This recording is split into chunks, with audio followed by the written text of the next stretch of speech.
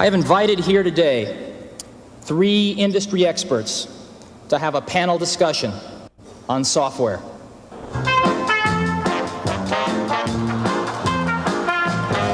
And now, ladies and gentlemen, the Macintosh software dating game.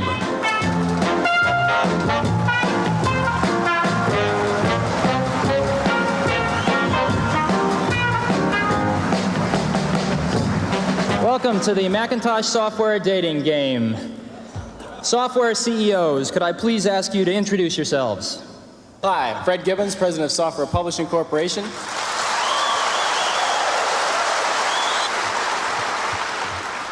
Hi, I'm Mitch Kapor, President of Lotus. We do a product called 123. My name is Bill Gates. I'm Chairman of Microsoft.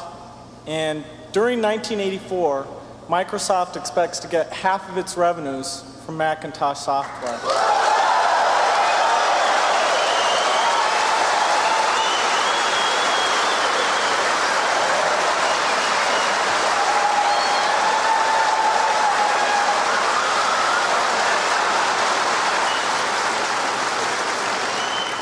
Software magnate number 3. When was your first date with Macintosh? We've been working with the Mac for almost 2 years now, and we put some of our really good people on it. Software CEO number 3. Will Macintosh be the 3rd industry standard? Well, to create a new standard, it takes something that's not just a little bit different. It takes something that's really new and really captures people's imagination. And the Macintosh, of all the machines I've ever seen, is the only one that meets that standard.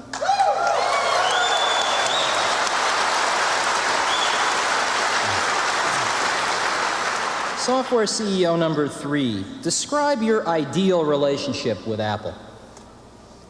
Well, we'll be selling our software independently, so the key thing is that Apple gets a lot of consistent standard machines out there quickly. Well, sorry, Steve, time's up. We'd like to give Steve a few moments to decide today's winner.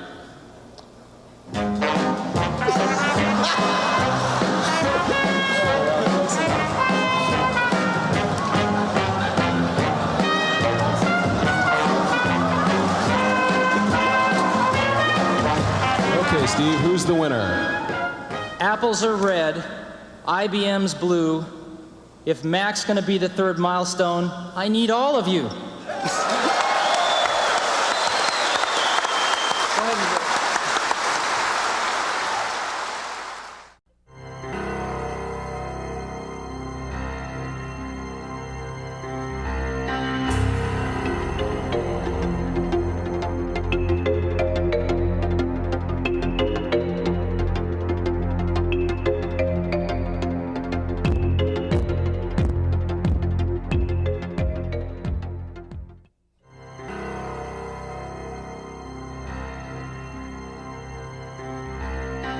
Now, I'd like to talk about meaningful partners.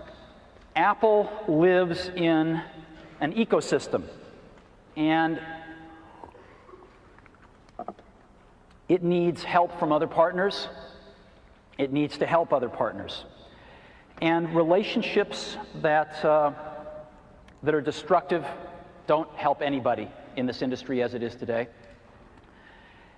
So, during the last several weeks, we have looked at some of the relationships, and one has stood out as a relationship that hasn't been going so well, but had the potential, I think, to be great for both companies.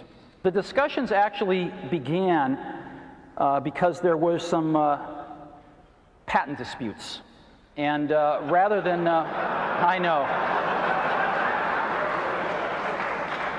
Rather than repeating history, I'm extremely proud of both companies that they have resolved these differences in a very, very professional way. And I happen to have a special guest with me today via satellite downlink. And if we could get him up on the stage right now.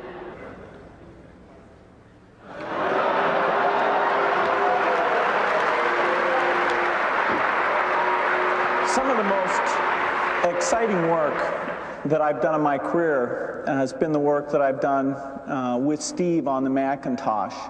Whether it's the first introduction or doing products like Mac Excel.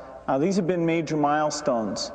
We're very excited about the new release we're building. This is called Mac Office 98.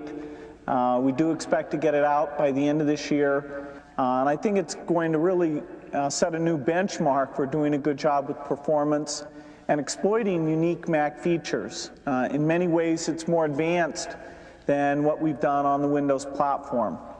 We're also excited about Internet Explorer, and we've got a very dedicated team that's down in California that works on that product.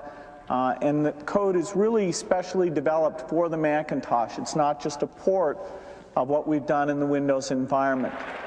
We look forward to the feedback from all of you as we move forward doing more Macintosh software. Thanks.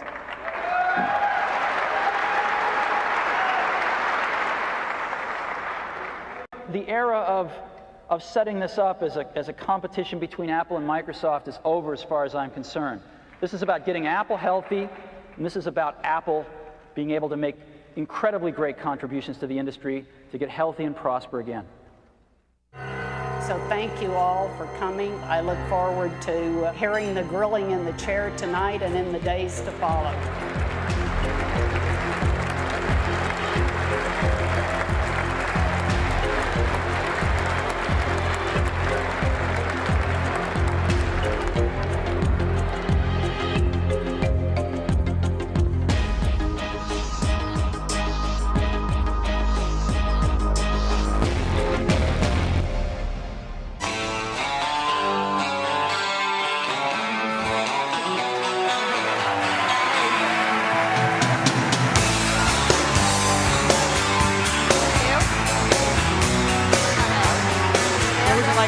Why don't you sit here? Bill can sit here. Well, thank you. Before we get started, I think there were some pioneers. Of course, we have the pioneers here on stage, but there were some other really important pioneers in the video we just saw, and a couple of them are here in the audience. So, Mitch Kapor, who is a regular at D, could you just stand up and wherever you are? There he is.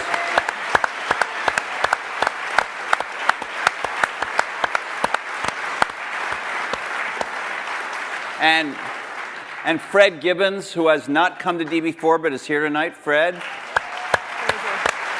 There's Fred. Right there.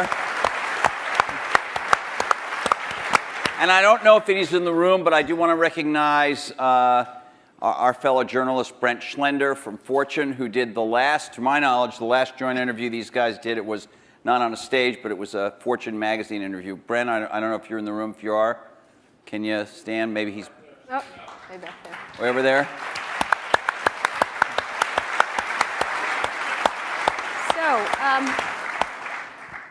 So let's get started. I wanted to ask, there's been a lot of like mano-a-mano catfight kind of thing in a lot of the blogs and the press and stuff like that. And we wanted to, the first question I kind of was interested in asking is what you think each has contributed to the computer and technology industry, starting with you, Steve, for Bill, and vice versa. Well, Bill built the first software company in the industry. And I think he built the first software company before anybody really in our industry knew what a software company was, except for these guys. And that was huge. That was really huge. And the business model that they ended up pursuing turned out to be the one that worked really well, for the industry. Mm-hmm. So I think, but the biggest thing was Bill was really focused on software before almost anybody else had a clue that it was really the software. That's what I see. I mean, a lot of other things you could say, but that's the high order bit. And I think building a company is really hard.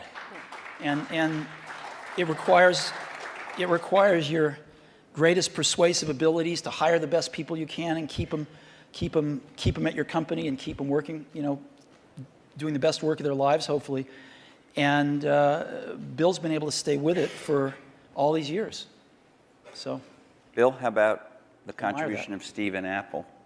Well, first I want to clarify, I'm not fake Steve Jobs.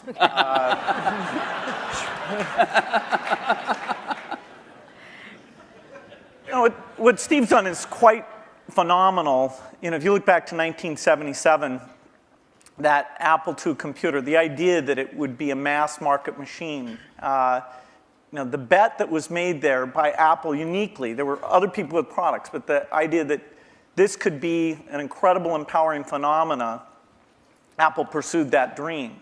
You know, then one of the most fun things we did together was the Macintosh, and that was so risky. You know, people may not remember that Apple really bet the company.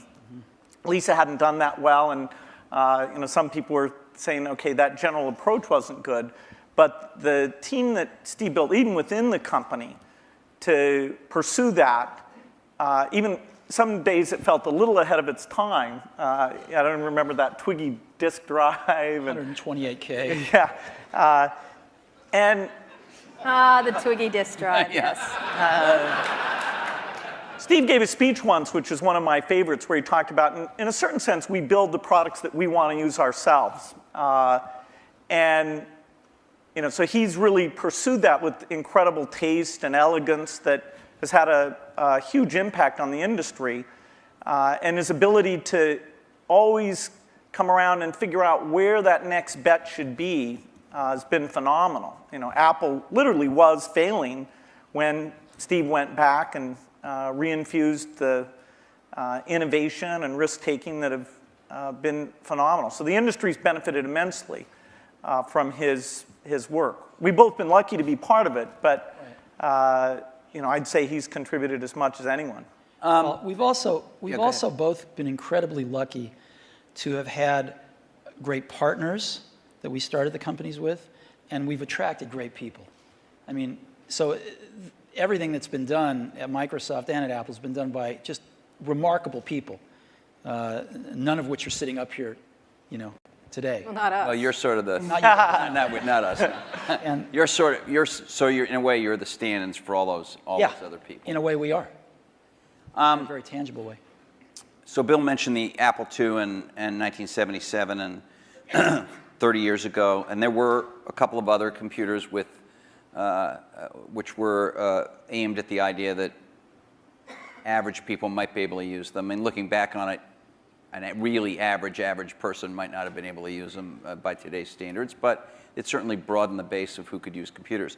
I actually looked at an Apple ad from 1978. It was a print ad that shows you how ancient it was, and it said thousands of people have discovered the Apple computer. Thousands of people.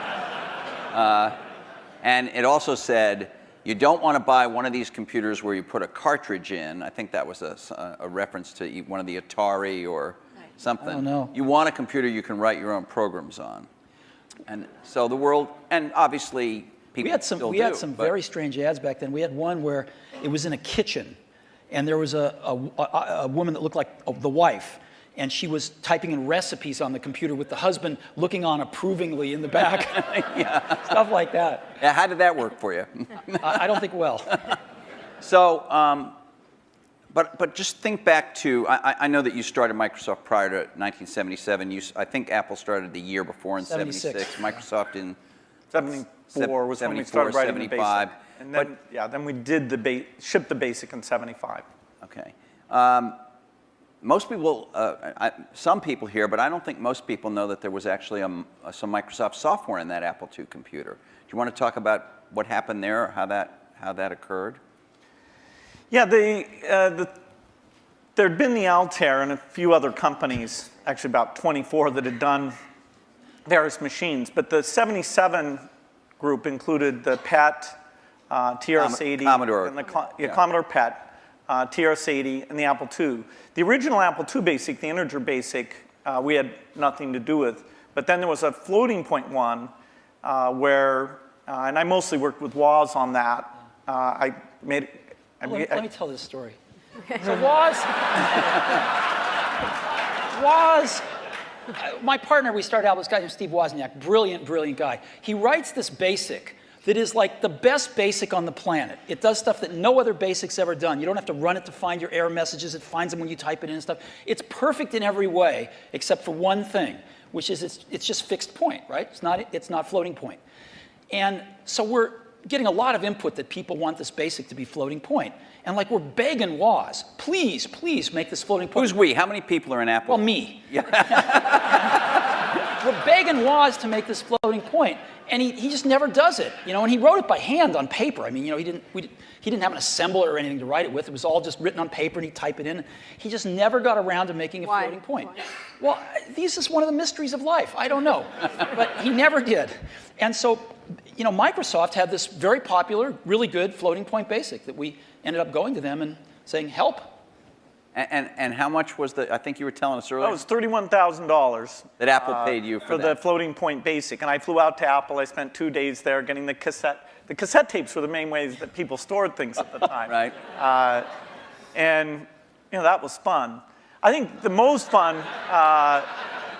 is later when we worked together. Well, what was the most fun? Tell the story about the most fun that was later. And maybe later, not the most fun. Let him talk. I'm teasing. Well, you know, Steve can probably start it better. The team that was assembled there to do the Macintosh was a very committed team. And there was an equivalent team on our side that just got totally focused on this activity. Jeff Harbers, a lot of incredible people. And we really had bet our future because on the Macintosh being successful, and then hopefully graphics interface in general being successful, but first and foremost, the thing that would popularize that being the Macintosh. And so we were working together, the schedules were uncertain, the quality was uncertain, the price. When Steve first came up, it was going to be a lot cheaper computer than it ended up being, but that was fine. So you worked in both places, in both? Well, we were in Seattle, and we fly down there. But Microsoft, if I remember correctly, from what I read, wasn't Microsoft one of the few companies that were allowed to even have a prototype of the Mac at the time? Well, what's interesting, what's hard to remember now, is that Microsoft wasn't in the applications business then. They took a big bet on the Mac because this is how they got into the apps business. I mean, Lotus dominated the apps business on the PC back then. Right. We had done just Multiplan, which was a hit on the Apple II. And then Mitch did an incredible job betting on the IBM PC, and 123 came in and, you know, ruled that part of the business. So the question was, what was the next paradigm shift that would allow for an entry? WordPerfect, we had Word, but WordPerfect was by far the strongest in word processing, DBase, and database. And Word was that was a kind of a DOS, a text. All of these products I'm saying were DOS-based products, because Windows wasn't in the picture at the time. Right. That's more in the early 90s that we get to that. And so we made this bet that the paradigm shift would be graphics interface, and in particular that the Macintosh would make that happen with 128K of memory, 22K of which was for the screen buffer, 14K was for the operating system. So it was 14K. Yeah. 14K. Yeah. The original Mac operating system was 14K. 14K that we had to have loaded when our software ran. So when the shell would come up, it had all the 128K. The OS was bigger than 14K. It was in the 20s somewhere. I see. So when we ship these computers now with, you know, a gigabyte, 2 gigabytes of memory, and nobody remembers 128K. I remember that. I remember paying a lot of money for computers with 128K in those days. So the two companies worked closely on the Mac project because you were maybe not the only, but the principal or one of the principal software creators for it, right? Is that right? Well, Apple did the Mac itself, but we got Bill and his team involved to write these applications. And we were doing a few apps ourselves. We did Mac Paint and Mac Draw and stuff like that. But Bill and his team did some great work. Now, in terms of moving forward, after you left and your company grew more and more strong, what did you think was going to happen to Apple after sort of the disasters that occurred after Steve left? Well, Apple's fate hung in the balance. We continued to do Macintosh software, and you know, Excel, which Steve and I introduced together in New York City. That was kind of a fun event. That went on and did very well. But then, you know, Apple just wasn't differentiating itself well enough from the higher volume platform. And meaning Windows, right? I mean, DOS and Windows. Okay, but especially Windows in the 90s began to take off. By 1995, Windows became popular. The big debate wasn't sort of Mac versus Windows. The big debate was character mode interface versus graphics mode interface. And when the 386 came and we got more memory and the speed was adequate and some development tools came along, that paradigm bet on GUI paid off for everybody who'd gotten in early and said, you know, this is the way that's going to go. But so Apple wasn't able to leverage its products. After the 512K Mac was done, the product line just didn't evolve as fast. Steve wasn't there, as it needed to. And we were actually negotiating a deal to invest and make some commitments and things with Gil Amelio. And no, seriously. And Don't be mean. Don't be mean to him. I'm sorry? Just saying the word Gil Amelio, you can see him just. And so I was calling him up on the weekend and all this stuff. And next thing I knew, Steve called me up and said, don't worry about that negotiation with Gil Amelio. You can just talk to me now. And I said, wow. Gil was a nice guy, but he had a saying. He said, Apple is like a ship with a hole in the bottom, leaking water. And my job is to get the ship pointed in the right direction.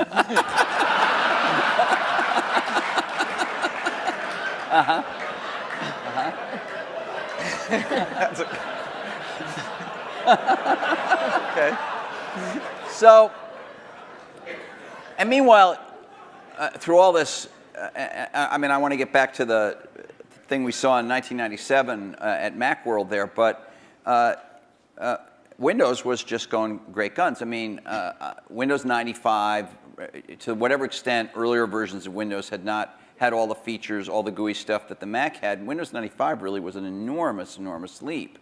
Yeah, Windows 95 is when graphics interface became mainstream and when the software industry realized, wow, this is the way applications are going to be done. And it was amazing that it was ridiculed sort of in 93, 94. It was not mainstream. And then in 95, the debate was over. It was kind of just a common sense thing. And it was a combination of hardware and software maturity getting to a point that people could see it.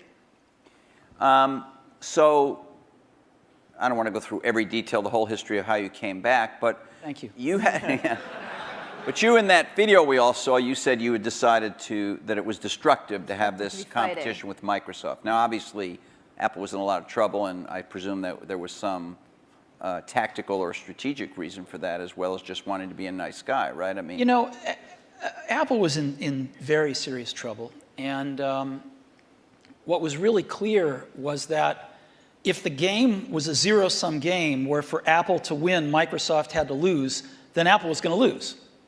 But that's, a lot of people's heads were still in that place. Why was that from your perspective? Well, a lot of people's heads were in that place at Apple, and even in the customer base, because, you know, Apple had invented a lot of this stuff, and Microsoft was being successful, and Apple wasn't, and there was jealousy and this and that. There was just a lot of reasons for it that don't matter. But the net result of it was there were too many people at Apple and in the Apple ecosystem playing the game of, for Apple to win, Microsoft has to lose. And it was clear that you didn't have to play that game, because Apple wasn't going to beat Microsoft. Apple didn't have to beat Microsoft. Apple had to remember who Apple was, because it had forgotten who Apple was. And so to me, it was pretty essential to break that paradigm. And it was also important that, you know, Microsoft was the biggest software developer outside of Apple developing for the Mac. And so, you know, it was just crazy what was happening at that time. And Apple was very weak. And so I called Bill up, and we tried to patch things up. Yeah, and since that time, we've had a team that's fairly dedicated to doing the Mac applications, and they've always been treated kind of in a unique way so that they can have a pretty special relationship with Apple. And that's worked out very well. In fact, every couple years or so, there's been something new that we've been able to do on the Mac, and it's a great business for us. And it's actually, the relationship between the Mac development team at Microsoft and Apple is a great relationship. It's one of our best developer relationships. And do you look at yourself as rivals now today as this landscape has evolved? And we'll talk about the internet landscape and everything else and other companies that have come forward. But how do you look at yourselves in this landscape today. Because you are competitors in certain ways, which We watch is the American way, we right? watch the commercials. And you get annoyed at each other from Although time you know to what? time. I have to confess, I like PC Guy better. Yeah, he's great. I like him. You know, other the guy, I wanna art of those, pop in the art of those Yes, sir. commercials is not to be mean, but it's actually for the guys to like each other.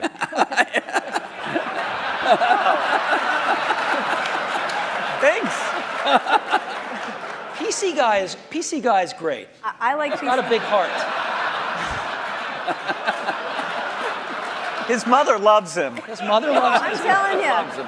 I like PC Guy totally much better. Wow. I do. I don't know why. He's endearing. The other guy's a PC Guy's what jackass. makes it all work, actually. All right. It's worth thinking about. So how do you look at yourselves?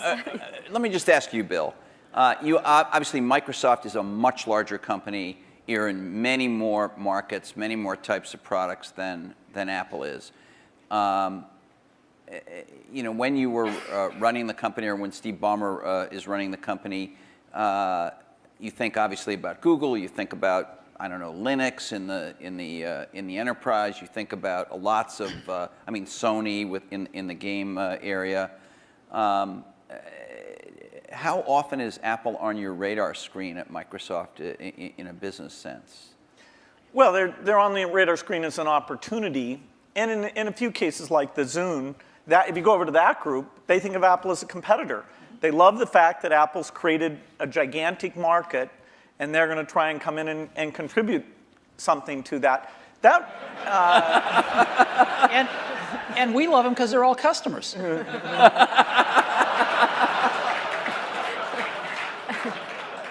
I have to tell you, I was actually told by Jay Allard, I'm serious, that because of the nature of the processor, the development platform they used to develop a lot of the software for the Xbox 360 was Macs. And he claimed that at one point they had placed the biggest order for whatever the Mac Tower was at the time of anybody, and it was Microsoft. I don't know if it was the biggest, but yeah, we had the same processor, essentially, that the Mac had. This is one of those great ironies.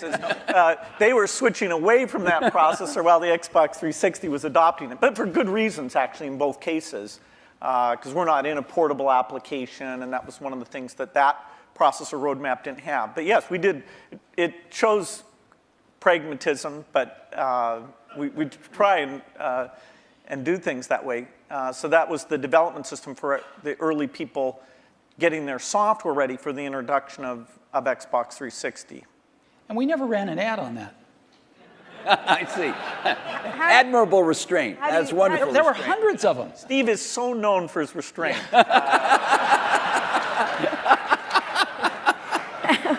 How do you look at Microsoft from an Apple perspective? I mean, you compete in computers and you could say you don't compete, the era of destructive whatever whatever you said in 1997, but you think you're consciously aware of what they're doing with Windows. You followed Vista closely, I think.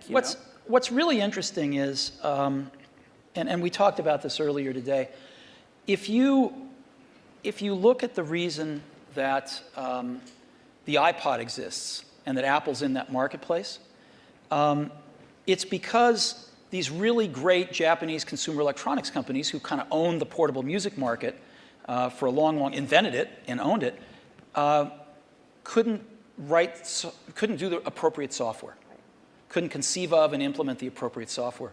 Because an iPod's really just software. It's software in the iPod itself, it's software on the PC or the Mac, and it's software in the cloud for the store. And it's in a beautiful box, but it's software. If you look at what a Mac is, it's OS 10, right? It's in a beautiful box, but it's OS 10. And if you look at what an iPhone will hopefully be, it's software. And so the big secret about Apple, of course, not so big secret maybe, is that Apple views itself as a software company. And there aren't very many software companies left. And Microsoft is a software company. And so, we look at what they do and we think some of it's really great. And we think some of it's, a little bit of it's competitive and most of it's not. We don't have a belief that the Mac is going to take over 80% of the PC market. We're really happy when our market share goes up a point.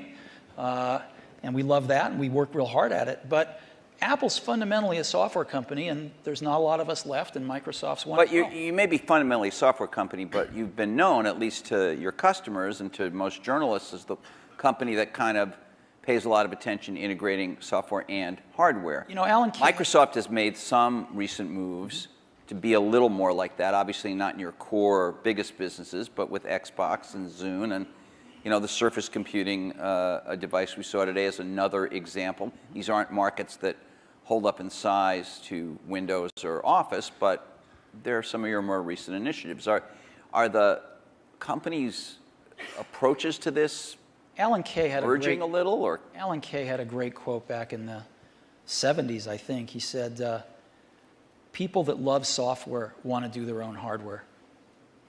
You know? Well, Bill loves software. No, I can resist that.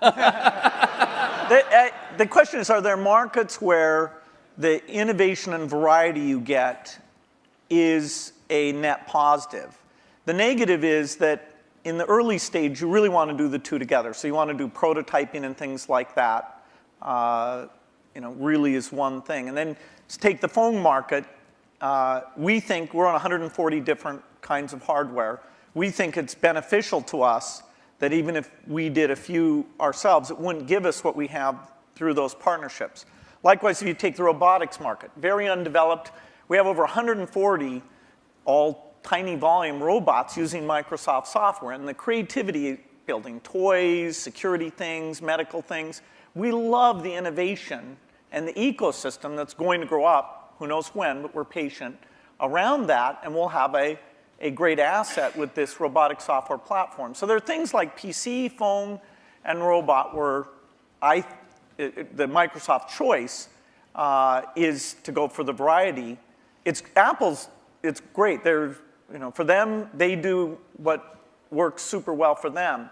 And there's a few markets like Xbox 360, Zune, and this year we have two new ones, the Surface thing and this round table, which is the meeting room thing, where we'll actually, through subcontractors, but it's the P&L on the risk and all that for the hardware, the design is completely a Microsoft thing. The round table, is that something you've announced, or were you just? We've shown prototypes of it. That's the thing where it's got the 360-degree cameras and all those. It's like Cisco has something in that market, and HP too, right? Oh, HP has a very high-end thing that's a tiny bit like it. But anyway. All right. Do you ever regret? Was there something you might have wanted to do differently? And maybe you feel like this happened after you left Apple. Something you might have done differently where you could have had a much bigger market share for the Mac? Well, before I answer that, let me make a comment on Bill's answer there, which is, it's very interesting in the consumer market and the enterprise market. They're very different spaces. And in the consumer market, at least, I think one can make a pretty strong case that Windows on PCs, it's hard to see other examples of the software and hardware being decoupled working super well yet. It might in the phone space over time. It might. But it's not clear. It's not clear. You can see a lot more examples of the hardware-software coupling working well. And so I think this is one of the reasons we all come to work every day, is because nobody knows the answer to some of these questions, and we'll find out over the coming years. Maybe both will work fine. Yeah, and I think, maybe they won't. Yeah, it's good to try both approaches. In some product categories, take music players, the solo design worked better. In the PC market, the variety of designs at this stage has a higher share. It has a higher share? Yeah, it has a lot higher share. Well, it's not that much different in music players the other way around. Is there some moment you feel like I should have done this or Apple should have done that and we could have had? You stuck to this idea of these hardware-software integration, and it's working very well now. There's a lot of things that happened that I'm sure I could have done better when I was at Apple the first time, and a lot of things that happened after I left that I thought were wrong turns, but it doesn't matter. It really doesn't matter, and you kind of got to let go of that stuff, and we are where we are. So we tend to look forward, and one of the things I did when I got back to Apple 10 years ago was I I gave the museum to Stanford and all the papers and all the old machines and kind of cleared out the cobwebs and said, let's stop looking backwards here. It's all about what happens tomorrow. And because you can't look back and say, well, gosh, you know, I wish I hadn't gotten fired. I wish I was there. I wish this. I wish that. It doesn't matter. And so let's go invent tomorrow rather than worrying about what happened yesterday. Let's talk about, we're going to talk a little bit about tomorrow, but let's talk about today, the landscape of how you see the different players in the market and how you look at what's developing now. What has surprised both of you since having been around for so long and still very active in everything? I mean, your companies are still critically key companies, but there are many, many companies that are becoming quite powerful. How do you look at the landscape at this moment and what's happening, especially in the internet space? I think it's super healthy right now. I think there's a lot of young people out there building some great companies who want to build companies, who aren't just interested in starting something and selling it to one of the big guys, but who want to build companies. And I think there's some really exciting companies getting built out there, some next generation of stuff that you know, some of us play catch up with, and you know, some of us find ways to partner with and things like that. But there's a lot of activity out there now, wouldn't you say? Yeah, I'd say it's a healthy period. Yeah. The notion of what the new form factors look like, what natural interface can do, the ability to use the cloud, the internet, to do part of the task in a complementary way to the local experience. There's a lot of invention that the whole approach of startups, the existing companies who do research, we'll look back at this as one of the great periods of invention. I think so too. There's a lot of things that are risky right now, which is always a good sign, you know, and you can see through them. You can see to the other side and go, yes, this could be huge, but there's a period of risk that, you know, nobody's ever done it before. Do you have an example that would, for example? I do, but I can't say. Okay. And so, but I can say, when you feel like that, that's a great thing. Right. That's what keeps you coming to work in the morning, and and it tells you there's something exciting around the next corner. Okay, but so the two of you have certainly you're involved every day with the internet. You have internet products. You have a whole slew of stuff on the internet. You have iTunes and .Mac and all of that. But on another level, you're the guys who represent the rich client, the personal computer, the big operating system and all that. And there is a certain school of thought, and I'm sure it's shared by some people in the room, that this is all migrating to the cloud and you'll need a fairly light piece of hardware that won't have to have all that investment, all the kind of stuff you guys have done throughout your careers. So as much as people might think of you as rivals, one way to think of you as the two guys. We're both dinosaurs. Huh? We're both dinosaurs. Dinosaurs or whatever. I can talk about that? No. Seriously, is there in 5 years, is the personal computer still going to be the linchpin of all this stuff? Well, you can say that it'll be predicted that it won't be. The network computer took us over about, 5 years ago, we disappeared. Remember the single function computer? There was somebody who said that these general purpose things are kind of a dumb idea. So that took us over. The mainstream is always under attack. The thing that people don't realize is that you're going to have rich local functionality. I mean, at least our bet. As you get things like speech and vision, as you get more natural form factors, it's a question of using that local richness together with the richness that's elsewhere. And as you look at the device, say, that's connecting to the TV set or connecting in the car, there are lighter weight hardware internet connections. But when you come to the full screen, rich, edit the document, create things, I think we're nowhere near where we can be on making that stronger. I'll give you a concrete example. I love Google Maps, use it on my computer, in a browser. But when we were doing the iPhone, we thought, wouldn't it be great to have maps on the iPhone? And so we called up Google, and they'd done a few client apps in Java on some phones, and they had an API that we worked with them a little on. And we ended up writing a client app for those APIs. They would provide the back-end service. And the app we were able to write, since we're pretty reasonable at writing apps, blows away any Google Maps client. Just blows it away. Same set of data coming off the server, but the experience you have using it is unbelievable. It's way better than the computer. And just in a completely different league than what they'd put on phones before. And that client is the result of a lot of technology on the client, that client application. So when we show it to them, they're just blown away by how good it is. And you can't do that stuff in a browser. So people are figuring out how to do more in a browser, how to get persistent state of things when you're disconnected from a browser, how do you actually run apps locally using apps written in those technologies so they can be pretty transparent whether you're connected or not. But it's happening fairly slowly, and there's still a lot you can do with a rich client environment. At the same time, the hardware is progressing to where you can run a rich client environment on lower and lower cost devices, on lower and lower power devices. And so there's some pretty cool things you can do with clients. So okay, so you're saying rich clients still matter, but maybe I misunderstood you, but your example was about a rich client that is not a personal computer as we have thought of a personal computer. What I'm trying to say is I think the marriage of some really great client apps with some really great cloud services is incredibly powerful, and right now can be way more powerful than just having a browser on the client. You're talking about a software company being a software and services company rather than a... I'm saying the marriage of these services plus a more sophisticated client is a very powerful marriage. Bill, architecturally, the question is, do you run just in the cloud and all you have down locally is the browser?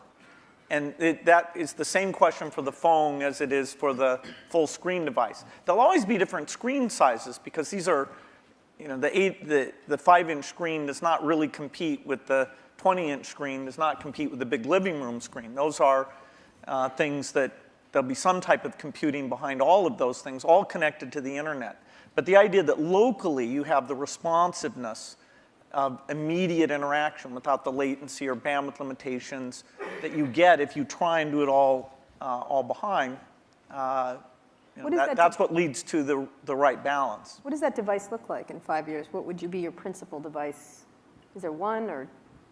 Is it a, I think you use, I could be wrong, I think you carry a tablet. Right. Right. Which has not necessarily stormed the world yet. Yeah, this is like Windows 1992, I think. That is, I'm unrepentant on my belief. Okay, but to go back to Kara's point, what would you each imagine that you would carry as your principal, let's say, thing to do? I mean, the Jeff web Hawkins and showed a very lightweight email device and all that kind of stuff. Yeah, I don't know if you guys saw, but Jeff Hawkins showed a Linux-based, a very small, I think he called it a companion to a smartphone today. A phone companion. It sounded a little naughty, frankly. It doesn't matter, you weren't there, but what would you think each would be? I assume you carry a tablet PC. I don't know what brand it is. Maybe you change them up. I don't know. You obviously carry a MacBook Pro, I would guess, or a MacBook. Yeah, well, and an iPhone. And an iPhone. You have one? I do. Right here? Yes. Well, he has one. He took it out before. Really? Sorry. He flashed his iPhone earlier today. Anyway, go ahead. So what is your device? What would you say the device what's your really device should in be 5 carrying? years that you rely on the most? I don't think you'll have one device. I think you'll have a full screen device that you can carry around, and you'll do dramatically more reading off of that. Yeah, I mean, I believe in the tablet form factor. I think you'll have voice. I think you'll have ink. You'll have some way of having a hardware keyboard and some settings for that. And then you'll have the device that fits in your pocket, which the whole notion of how much function should you combine in there.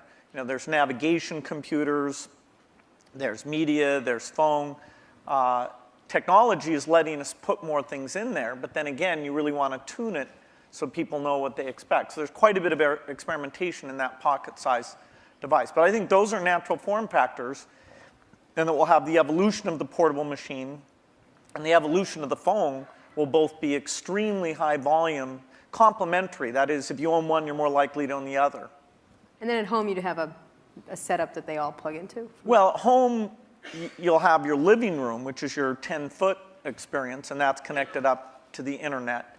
And there you'll have gaming and entertainment. And there's a lot of experimentation in terms of what content looks like in that world.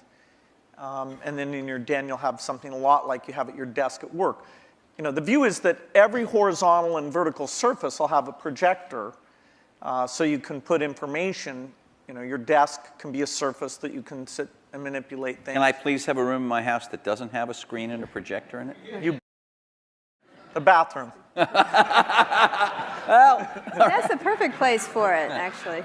so what's your 5-year outlook at the devices you'll carry? You know, it's interesting. The PC has proved to be very resilient. Because as Bill said earlier, I mean, the death of the PC has been predicted every few years. And here, when you're saying PC, you mean personal computer in general, not just Windows PCs. I mean personal computer Yeah. in general. Okay. And you know, there was the age of productivity, if you will, you know, the spreadsheets and word processors, and that kind of got the whole industry moving. And it kind of plateaued for a while, was getting a little stale, and then the internet came along, right? And everybody needed more powerful computers to get on the internet. Browsers came along, and it was this whole internet age that came along, access to the internet. And then some number of years ago, you could start to see that the PC, that was taken for granted. Things had kind of plateaued a little bit, and innovation-wise at least. And then I think this whole notion of the PC, we called it the digital hub, but you can call it anything you want, sort of the multimedia center of the house, started to take off with digital cameras and digital camcorders and sharing things over the internet and kind of needing a repository for all that stuff. And it was reborn again as sort of the hub of your digital life. And you can sort of see that there's something starting again. It's not clear exactly what it is, but it will be the PC maybe used a little more tightly coupled with some back-end internet services and some things like that. And of course, PCs are going mobile in an ever greater degree. So I think the PC is going to continue, this general purpose device is going to continue to be with us and morph with us, whether it's a tablet or a notebook or a big curved desktop that you have at your house or whatever it might be. So I think that'll be something that most people have, at least in this society. In others, maybe not, but certainly in this one. But then there's an explosion that's starting to happen in these, what you call post-PC devices, right? And you call the iPod one of them. There's a lot of things that are not... You can get into trouble for using that term. I want you to know that. What? I'm kidding. Post-PC devices. Why? People write letters to the editor. They complain about it. Anyway, go ahead. Okay. Well, anyway, I think there's just a category of devices that aren't as general purpose, they're really more focused on specific functions, whether they're phones or iPods or Zunes or what have you. And I think that category of devices is going to continue to be very innovative, and we're going to see lots of them. Give me an example of what that would be. Well, an iPod is a post-PC device. A phone is a post-PC device. Is the iPhone and are some of these other smartphones, and I know you believe that the iPhone is much better than these other smartphones at the moment, but are these things, aren't they really just computers in a different form factor? I mean, when you say, we use the word phone, it sounds like... We're getting to the point where everything's a computer in a different form factor. So what? Right? So what if it's built with a computer inside it? It doesn't matter. It's what is it? How do you use it? How does the consumer approach it? And so who cares what's inside it anymore? So what are the core functions of the device formerly known as the cell phone, whatever we want to call it, the pocket device? What would you say the core functions? Like 5 years out, what are the core functions of that pocket device? How quickly all these things that have been somewhat specialized, the navigation device, the digital wallet, the phone, the camera, the video camera, how quickly those all come together, it's hard to chart out. But eventually, you'll be able to make something that has the capability to do every one of those things. And yet, given the small size, you still won't want to edit your homework or edit a movie on the screen of that size. And so you'll have something else that lets you do the reading and editing and those things. Now, if we could ever get a screen that would just roll out like a scroll, then you might be able to have the device that did everything. Well, in the very first D conference, we had these guys from E-Ink here. Yeah. I'm sure you've both talked to them. They were talking about that. That was 5 years ago. It's always 5 years out. Do you? Yes, we can't. There's some advances in projection technology that are more likely to deliver it, I think, than the flexible material guys. But it's not even on the horizon, no matter which of the two approaches Any kind our of percentage. quality. We have some Microsoft research people who work on that, and there's a lot of investment, but it's at least in the 5-year time frame. You, 5 years from now, what's going to be on gonna be that that pocket phone. device? I don't know. And the reason I don't know is because I wouldn't have thought that there would have been maps on it 5 years ago. But something comes along, gets really popular, people love it, get used to it, you want it on there. So people are inventing things constantly, and I think the art of it is balancing what's on there and what's not on there, is the editing function. And clearly, most things you carry with you are communications devices. You want to do some entertainment with them as well, but they're primarily communications devices, and that's what they're going to be.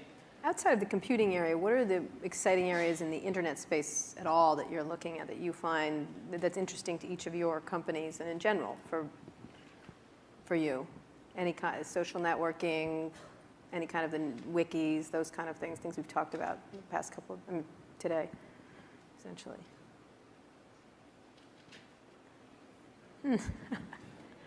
You know, we're working on some things that I can't talk about. Again.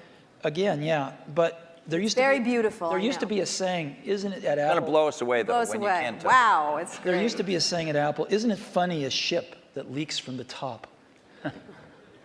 So,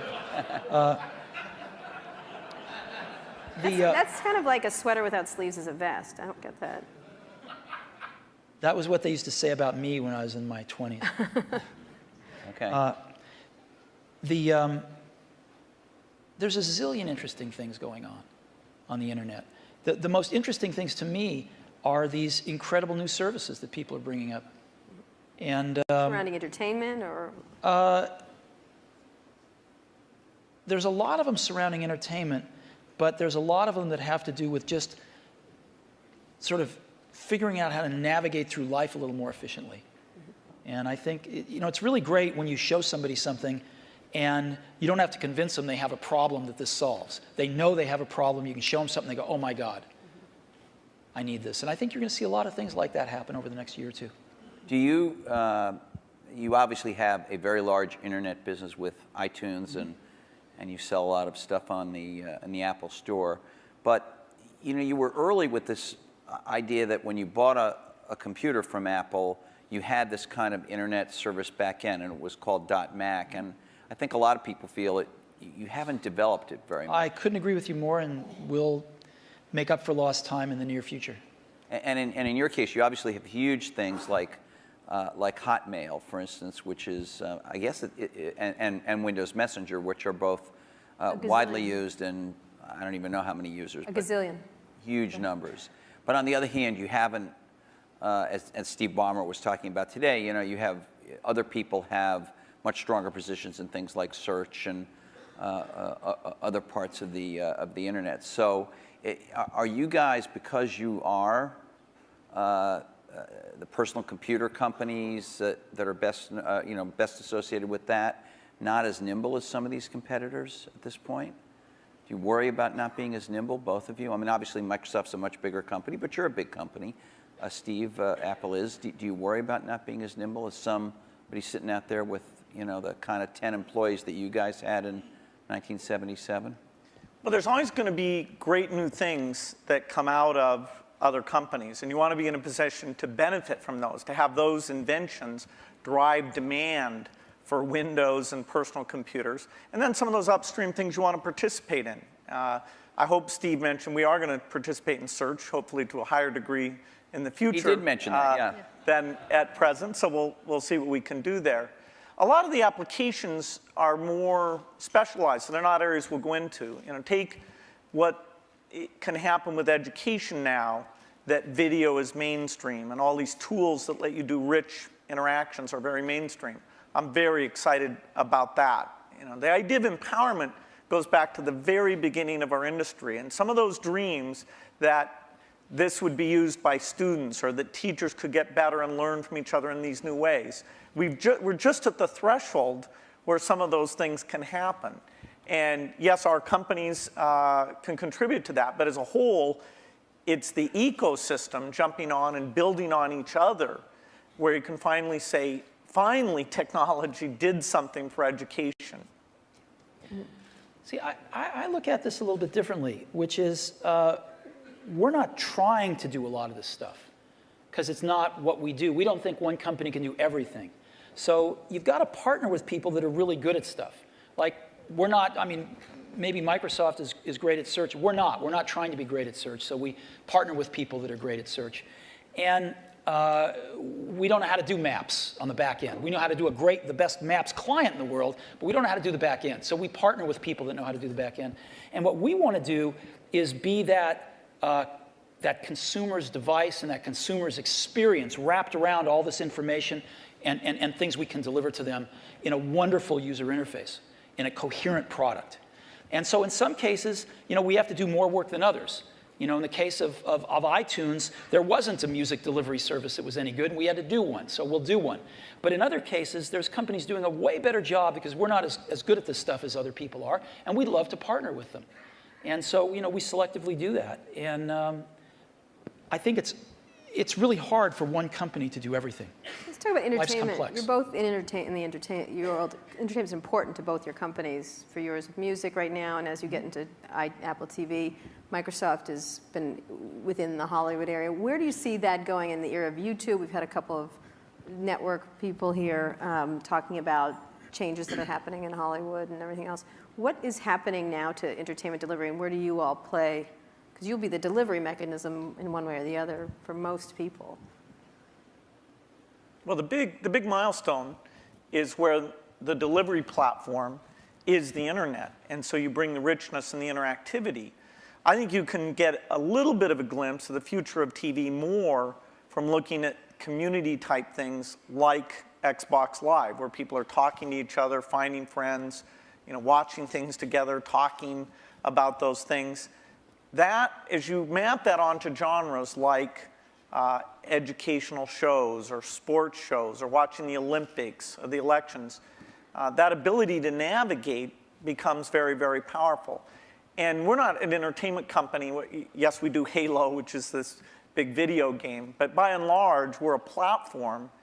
And so it's the tough software things, whether it's the speech or the ink or the deep graphics, that's where things that take 10 years to get done, the IPTV stuff, the foundation there, it took 10 years to get it done. Now it's finally coming to fruition, and we have people like AT&T betting their company on putting that together. So we're just at the start of having a scale entertainment delivery vehicle both through PCs, unfortunately not connected up to the TV set in most cases, but that's a point of innovation. And now things like IPTV and Xbox that are connected up in the living room.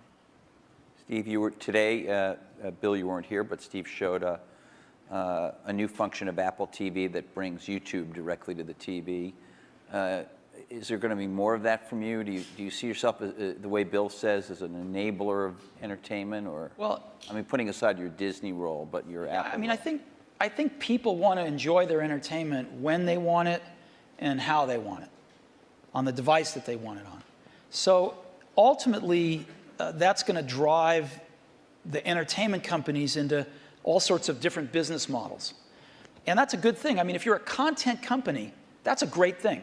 More people wanting to enjoy your content more often in more different ways, that's why you're in business. But the transitions are hard sometimes. And the music industry, it turned out that the internet got fast enough to download songs pretty easily. There was no legal alternatives, and maybe they made some bad choices in how they reacted to that. But they're still trying to make the transition to a very different way of doing business or ways of doing business while they're under attack from piracy. And we can all highlight some of the mistakes that have been made, but still, it's a tough job. And Hollywood, I think, has watched what's happened in music, learned some things to do, some things not to do. But they're still trying to map this out. How do they make some of these transitions, some new business models, different platforms, allowing their customers way more freedom on when they want to watch stuff and how they want to watch it. And I think there's a tremendous amount of experimentation and thought going on that's going to be good, that's going to be really good, if you're a content owner. Can I ask about the user interface of the personal computer for a minute? Vista has just come out, which is your best version of Windows you've done, has some UI improvements in it. You're about to do yet another version of the Mac OS called Leopard in the fall, which, from what you've shown publicly, at least so far, has some improvements. But fundamentally, these are still the kind of file icon, folder icon, drop-down menu. I know I'm minimizing. There's a lot of other things. There's gadgets and widgets and all kinds of other cool things in there now. But you can see that it's still all built on what you started with, what Xerox did research on. Is there in the offing in the next 4 or 5 years, is it possible there's a new paradigm for organizing the user interface of the personal computer? Let's leave cell phones and things out for a minute, but just the personal computer, Bill? One of the things that's been anticipated for a long time is when 3D comes into that interface. And there was a lot of experimentation, sites on the internet where you'd kind of walk around and meet people. But in fact, the richness, the speed, it just didn't sustain itself. Now we're starting to see with some of the mapping stuff, a few of the sites, that the quality of that graphics, the tools and things are getting to the point where 3D can really come in. So I definitely say that when you go to a store, bookstore, you'll be able to see the books lined up, the way you might be interested in, or lined up the way they are in the real store. So 3D is a way of organizing things, particularly as we're getting much more media information on the computer, a lot more choices, a lot more navigation than we've ever had before. And we can take that into this communications world where the PC is playing a much more central role, kind of taking over what was the PBX, sort of one of the last mainframes in the business environment. That'll be a big change that'll come to it. And as we get natural input, that'll cause a change. And what about this multi-touch stuff? It's really interesting. Obviously, Steve showed some of it on the iPhone when he introduced the iPhone. Steve Ballmer today showed a bunch of it with the Surface computing device. It happens, although it's not part of our program, that HP, which is a sponsor of this conference, has a multi-touch sort of display over here out in the foyer. Will this make its way that Minority into, Report, this kind of thing? Yeah, will this make its way into, maybe you call it direct manipulation of objects with your hands and your fingers. Will this make its way into mainstream, let's say, laptop computers as a new UI or an additional part of the UI, or is that just a well, but go beyond the laptop. Specialized devices? Vision, software is doing vision. And so, imagine a game machine where you just can pick up the bat and swing it, or the tennis racket and swing it. Yeah, we have one of those. Yeah, No, that's not it. You can't pick up your tennis racket I see what you mean. and Yeah. swing it. Right. You can't sit there with your friends and do those natural things. That's a 3D positional device. This is video recognition. This is a camera seeing what's going on. And in a meeting, like you're on a video conference, you don't know who's speaking when they're audio only, things like that. The camera will be ubiquitous. Now, of course, we have to design it in a way that people's expectations about privacy are handled appropriately. But software can do vision, and it can do it very, very inexpensively. And that means this stuff becomes pervasive. You don't just talk about it being in a laptop device. You talk about it being part of the meeting room or the living room or... But on the laptop, the way that, maybe I'm wrong. Maybe this is what we have is great, and we don't need any new big radical change. But when I turn on my laptop, whether it's my Vista laptop or my Mac laptop, it's there have been improvements, but it's a lot like it was 10 years ago. It's much better. The graphics are better and all that. You talked about that radical change. You have the mouse. For both your companies. You have the icons you move around. You have and you talked about what a big gamble it was in '84 to do that and then follow on with Windows. We still essentially have that approach, and I'm just wondering, is that going to change? Touch, ink, speech, vision, those things come in, but they don't come in as a radical substitute. I think you're also underestimating the degree of evolution because you've lived with it year by year. Say we'd sent you away for 10 years and you came back and you said, wow, there's a search paradigm, and that's more at the center of how you find these things. There's tagging, that's more at the center of how you find these things. There's you know, the evolution is a very good thing. In fact, even in that evolution, the stuff we did with Office, there's this balance you strike where when you make a change, in that case the ribbon, you're going to have some users who feel like, oh, geez, I have to spend a little bit time to be brought along to that. You know, but there has been good evolution, but these natural interface things are the revolutionary change, and they'll be very revolutionary. That together with the 3D that I talked about. Steve? I know you're working on something. It's going to be beautiful. We'll see it soon. Yeah, you know, And you can't talk about it, but Bill discusses all his secret plans. You don't discuss any of I them. know, it's not fair, but it's, I think the question is a very simple one, which is, how much of the really revolutionary things people are going to do in the next 5 years are done on the PCs, or how much of it is really focused on the post-PC devices? And there's a real temptation to focus it on the post-PC devices because it's a clean slate, and because there are more focused devices, and because they don't have the, you know, they don't have the legacy of these zillions of apps that have to run in zillions of markets. And so I think there's going to be tremendous revolution in the experiences of the post-PC devices. And the question is how much to do in the PCs. And I'm sure Microsoft is. We're working on some really cool stuff, but some of it has to be tempered a little bit because you do have, you know, these tens of millions in our case, or hundreds of millions in Bill's case, users that are familiar with something that, you know, they don't want a car with 6 wheels. They like the car with 4 wheels. They don't want to drive with a joystick. They like the steering wheel. And so, you know, you have to, as Bill was saying, in some cases you have to augment what exists there, and in some cases you can replace things. But I think the radical rethinking of things is going to happen in a lot of these post-PC devices. I'm going to ask a more personal question. We have just a minute before we're going to open up for questions. What's the greatest, I'm not going to call this the Barbara Walters moment and ask you what tree you'd like to be, but what's You would love to be Barbara Walters, let me just tell you. No, I would not. What's the greatest misunderstanding, ding, right, but thank you, Steve, about your relationship? I mean, you're obviously going to go down in history as history books already said kind of thing, but what's the greatest misunderstanding between your relationship and about each other? What would you say would be this idea of catfight, this idea of which one of the many? We've kept our marriage secret for over a decade now. Canada, that trip to Canada. Mm-hmm.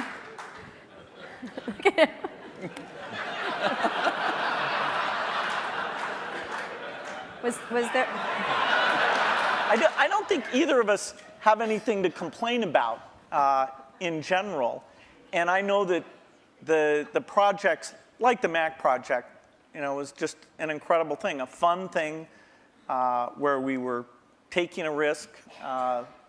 We did look a lot younger in that video. We did. You look 12 in the first one. That's how I try and look. He was 12. But no, it's been fun to work together.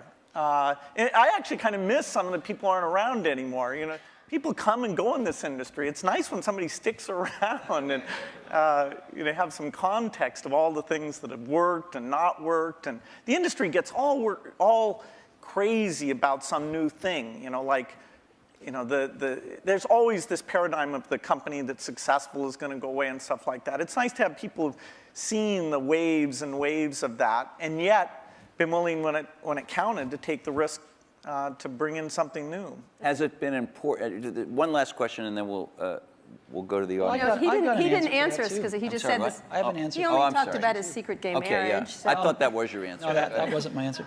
You know, when Bill and I first met each other and worked together in the early days,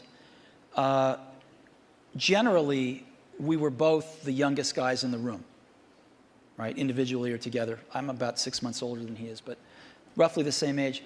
And now, when we're working at our respective companies, I don't know about you, but I'm the oldest guy in the room most of the time. And that's why I love being here. And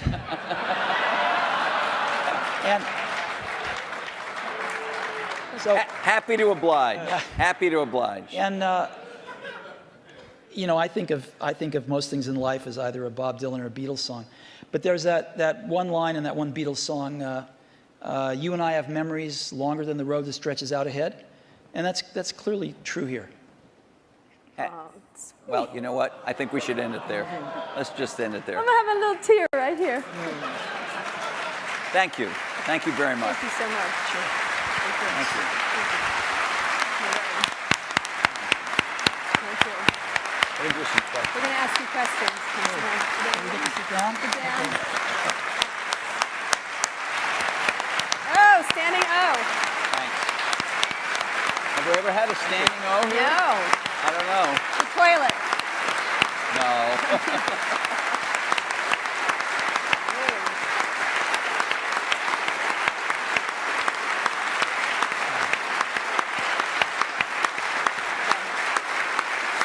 Whoa. You handled this pretty well. Very good.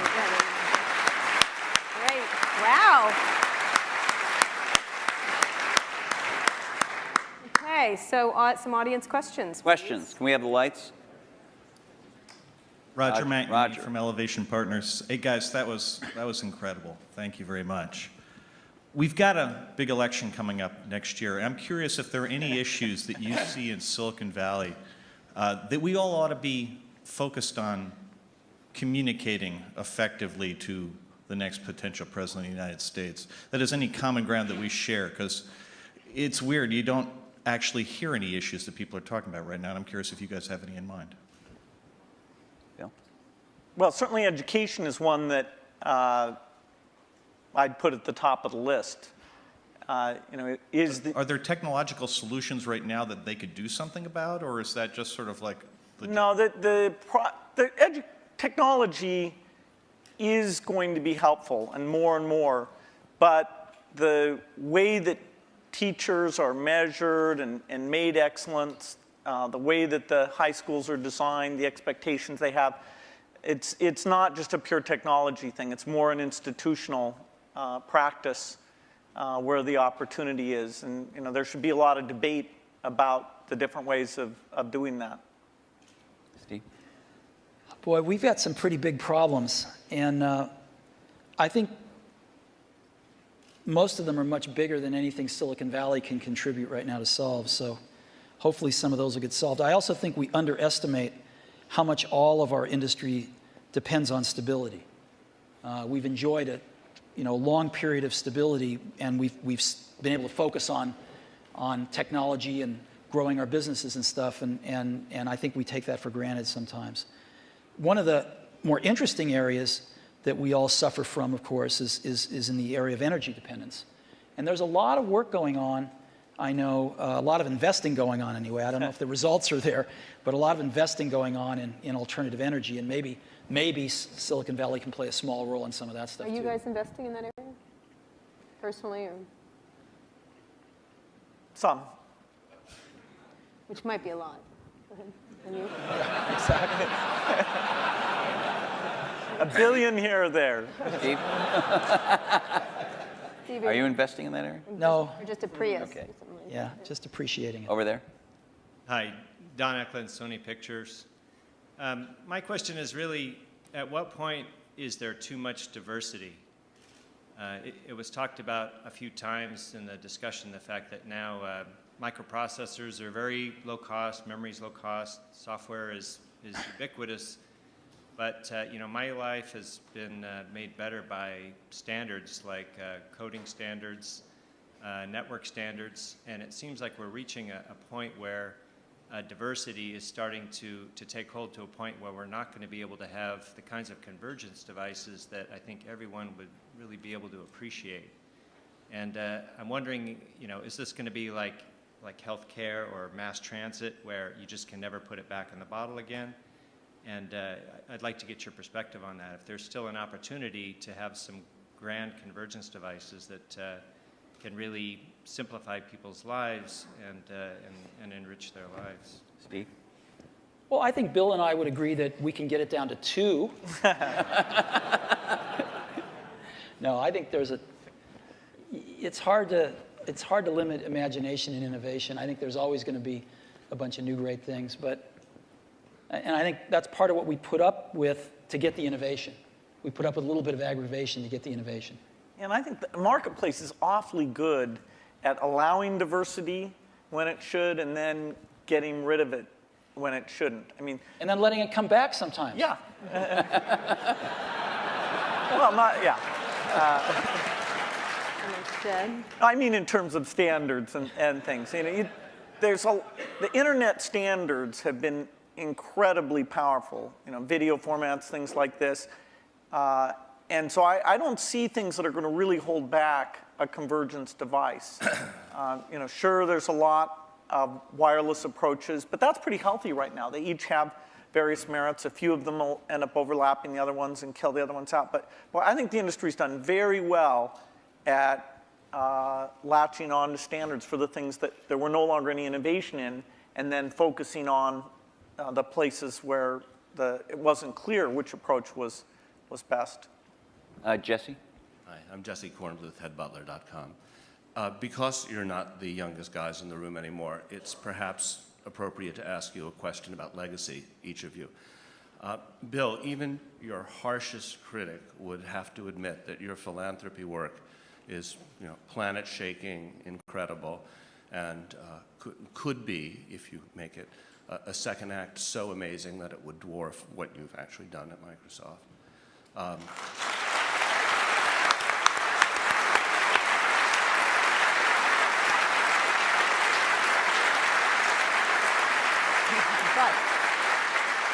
If you had to choose a legacy, what would it be? And Steve, do you look at Bill and you think, gee, that guy is so lucky. He had a company so rich with talent that he didn't have to personally, you know, come in every day and save it. And, you know, I wish I had the opportunity.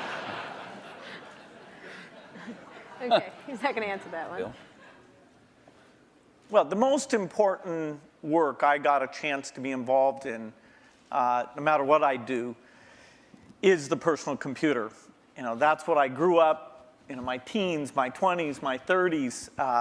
You know, I even knew not to get married because I was until later, because I was so obsessed with it. That's my life's work. And it's lucky for me that some of the skills and resources, but I'd put skills first, that I was able to develop through those experiences can be applied to the benefit of the people who haven't had technology, including medicine, working for them. So it's an incredible blessing to have two things like that. But the thing that you know, if you look inside my brain, it's filled with software and, you know, the magic of software and a belief in software. And, you know, that's not going to change. Okay. So your question was about whether I wish I didn't have to go into Apple every day? No, if you envy Bill a bit, this second act that he has. Oh, no, I think it's great. I think the world's. Do anything else, I think the world's a better place because Bill realized that his goal isn't to be the richest guy in the cemetery, right? That's a good thing, and so he's doing a lot of good with the money that he made. You know, I'm sure Bill was like me in this way. I mean, I grew up fairly middle class, lower middle class, and I never really cared much about money. And Apple was so successful early on in life that I was very lucky that I didn't have to care about money then. And so I've been able to focus on work and then later on my family. And I sort of look at us as two of the luckiest guys on the planet because we found what we loved to do and we were at the right place at the right time. And we've gotten to go to work every day with super bright people for 30 years and do what we love doing. And so it's hard to be happier than that. You know, your family and that. What more can you ask for? And so I don't think about legacy much. I just think about being able to get up every day and go in and hang around these great people and hopefully create something that other people will love as much as we do. And if we can do that, that's great. I think the middle. Yeah. Thanks, Steve and Bill. Rob Kelly. I'm here with my business partner. We've got a 100-person internet media business. I'm wondering what would be the single most valuable piece of advice you'd give us to even attempt to create some of the value that you guys have done in both your very impressive companies. I think actually, maybe in both cases, correct me if I'm wrong, the excitement wasn't really seeing the economic value. Even when we wrote down at Microsoft in 1975, a computer on every desk and at every home, we didn't realize, oh, and we'll have to be a big company. Every time I thought, oh God, can we double in size? Geez, can you manage that many people? Will that feel fun still? And so every doubling was like, okay, this is the last one. And so the economic thing wasn't at the forefront. The idea of being at the forefront and seeing new things and things we wanted to do, and being able to bring in different people who are fun to work with, eventually with a pretty broad set of skills, and figuring out how to get those people, those broad skills, to work well together has been one of the greatest challenges. I've made more of my mistakes in that area maybe than anywhere, but eventually getting some of those teams to work very well together. So it's, I think it's a lot about the people and the passion, and it's amazing that the business worked out the way that it did. Yeah. People say you have to have a lot of passion for what you're doing, and it's totally true. And the reason is because it's so hard that if you don't, any rational person would give up. It's really hard, and you have to do it over a sustained period of time. So if you don't love it, if you're not having fun doing it and you don't really love it, you're going to give up. And that's what happens to most people, actually. If you really look at the ones that ended up being successful, unquote, in the eyes of society and the ones that didn't, oftentimes it's the ones that are successful loved what they did so they could persevere when it got really tough.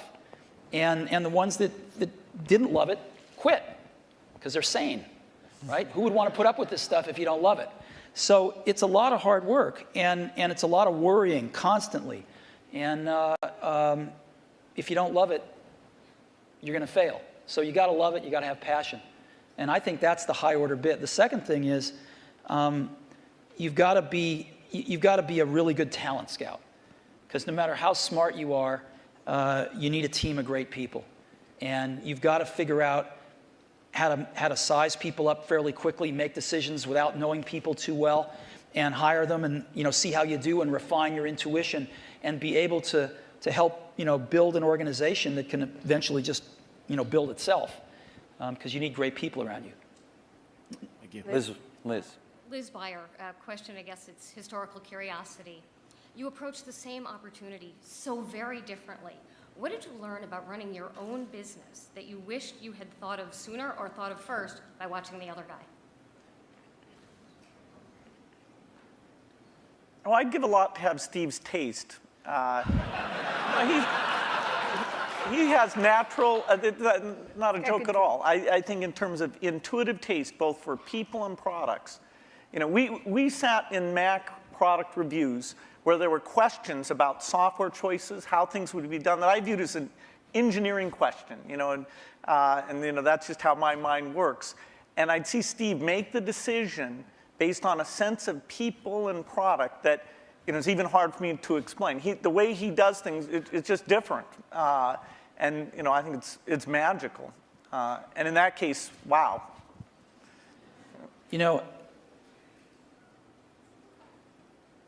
Because Woz and I started the company based on doing the whole banana, we weren't so good at partnering with people. And actually, the funny thing is, Microsoft's one of the few companies we were able to partner with that actually worked for both companies. And we weren't so good at that, as where Bill at Microsoft were really good at it, because they didn't make the whole thing in the early days. And they learned how to partner with people really well. And I think if Apple could have had a little more of that in its DNA, it would have served it extremely well. And I don't think Apple learned that until, a few decades later. Last question. Is there? This over here. I'm sorry, over here. Yeah, hi, Charlie Brenner from Fidelity Investments.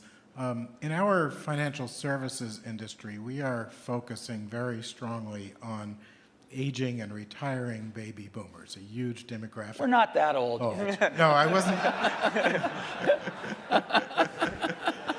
The question is different from what it sounds like it's going to be. But most of the innovation that we see coming from computer and internet companies is kind of youth-oriented. And I'm just wondering if there are activities going on in your companies acknowledging what's going to be happening generationally. Not true. I'll give you one example. So we started building in video cameras into almost all our computers a few years ago. And the response by people of all ages, but in particular seniors, has been off the charts. Because they're buying these things now, and they're buying them for their grandkids, their sons and daughters with their grandkids, so they can stay in touch with their grandkids, and they're video conferencing more than younger people are. And it's incredible what this has done. So that's just one simple example, but there's like dozens of them that have clicked with seniors that are living independently that want to stay in touch with extended families and do other things like that. Yeah, I think that it's a very good point when you look at the size of the market. And that's partly why it's great that there are all these companies out there who can see, okay, what would you do for seniors? I think natural user interface is particularly applicable here because the keyboard, we're sort of warped in that we grew up using the keyboard, and so it's extremely natural to us. But things like, and that's partly why when we showed the Surface computer, I showed it privately to a bunch of CEOs a couple weeks ago. I was kind of stunned by how blown away they were. But their ease of navigation is just not the same. And when they saw that, the idea that they could organize their photo album, it meant more to them than it did to me. I'll give you another example. We've got a little shy of 200 retail stores now. And one of the things the stores are doing is personal training now. It's called one-to-one. And we are up to now a run rate of 1 million personal training sessions. They last an hour per year. 1 million per year. You only started a little while ago, right? Yeah. We started about a year ago. And we're up to 1 million training sessions a year run rate now. And a lot of those folks, some of them anyway, many of them are seniors. And they're coming in and they're spending an hour learning how to use Office, and they're spending an hour learning how to video conference. And they can basically come in as much as they want, and they can schedule these things throughout a year, and they pay $99, I think, a year for it. And it's been great. Last question. Now the last question over there. We all share a common science fiction experience of the metaverse or the Matrix, where we all could communicate without being in the same place. And by the way, thank you both for providing us the best platform so far to go to chat rooms or to all go to a MySpace. It's a far cry from these things that we see on Star Trek or the holodeck. What kinds of things can you imagine that are partway there that could be much better than the 3-window iChat that we might see in the next 5 or 10 years? Well, I don't think Steve's going to announce his transporter. I want Star Trek. Just give me Star Trek. No, I think short of the transporter, most things you see in science fiction are, in the next decade, the kinds of things you'll see. The virtual presence, the virtual world that both represents what's going on in the real world and represents whatever people are interested in. This movement in space as a way of interacting with the machine. I think the deep investments that have been made at the research level will pay off with these things in the next 10 years. Steve? I don't know. And that's what makes it exciting to go into work every day. Because there's, as we talked about earlier, this is an extraordinarily exciting time in the industry. And lots of new stuff happening. So, I can't even begin to think of what it's going to be like 10 years from now. Great. Thank you so much. Thank you so much. Thank you so much. It's great. Appreciate it.